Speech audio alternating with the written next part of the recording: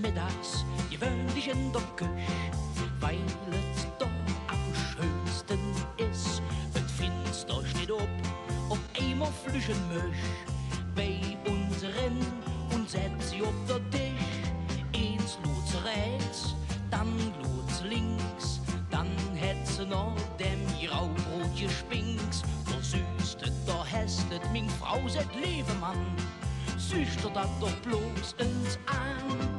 Icke die Mösch, die Mösch, die Mösch bei uns in de Küche und setz sich mitten ob der Tisch. Die Mösch, die Mösch, die Mösch, wat will die in der Küche? Een Mösch hört in der Büsch, och wenn sie doch bloß wie geflüsch.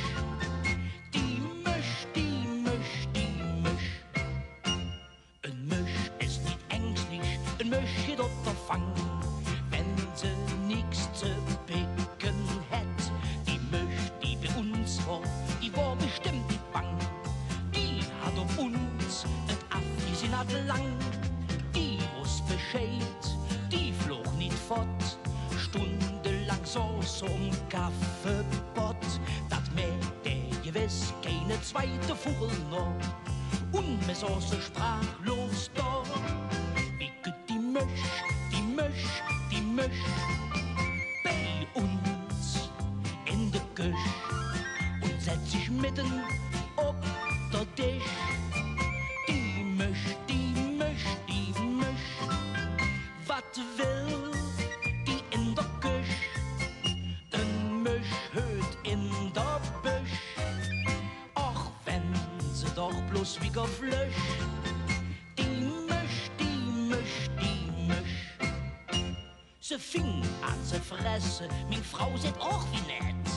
So Kosshus fällt der grad, 2 Wochen wieder, dann machen ich ein Wett, dat die Babund dann so genommen hätt.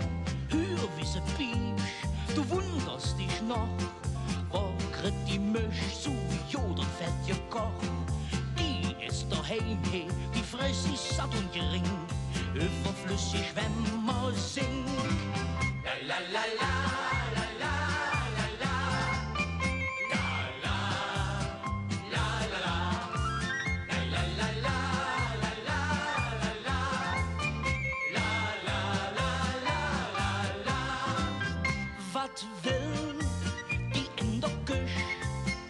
Een Mösch hört in der Büsch, och wenn sie doch bloß wie geflüsch.